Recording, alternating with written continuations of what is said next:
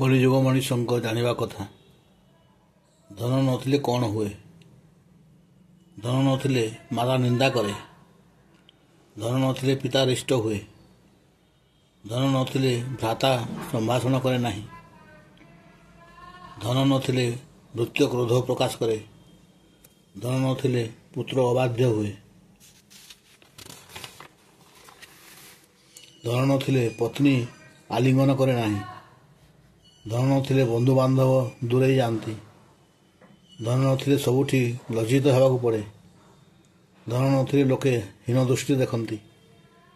ଧନ ନଥିଲେ ବେଶ୍ୟା ମୁହଁ ଫେରାଇ ନିଏ। ଧନ ନଥିଲେ ପରାକ୍ରମ ପରାଜିତ ହୁଏ। ଧନ ନଥିଲେ ସମସ୍ତେ ଅବିଶ୍ୱାସ କରିବେ। ଧନ ନଥିଲେ ସାହି ପଡ଼ିଶାମାନେ ଘୃଣା କରିବେ। ଧନ ନଥିଲେ ଯାବତୀୟ ଦୁଃଖ ଦେଖାଦିଏ। ଧନହୀନ ହେବାର କାରଣ।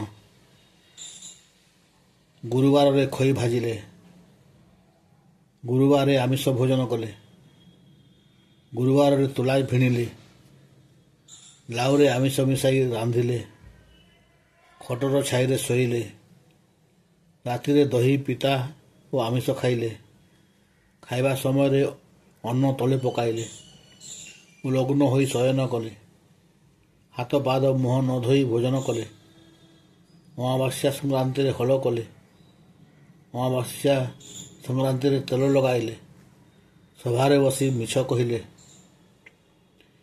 ଋତୁମତୀ ନାରୀକୁ ରମଣ କଲେ, କନ୍ୟା ତୁଳା ମାସରେ ଶ୍ରାଦ୍ଧ ନ ହେଲେ, ସକାଳ ଓ ସନ୍ଧ୍ୟାରେ ଶୟନ କଲେ, ନିଦରୁ ଉଠି ମୁହଁ ନ ଧୋଇଲେ, ବିନା ଆସନରେ ଭୂମିରେ ବସିଲେ, ଅନ୍ଧାର ଘରେ ଭୋଜନ କଲେ, ପିନ୍ଧା ଲୁଗାର କାନିରେ କଞ୍ଚି ହେଲେ, ନଖ ମନିରେ ଭୂମି ବିଦାରିଲେ, ଗୁରୁଜନଙ୍କୁ ଭକ୍ତି ନ କଲେ, ସ୍ନାନାନ୍ତେ ତୈଳ ଲଗାଇଲେ, ମନୁଷ୍ୟ ଧନହୀନ ହୁଏ।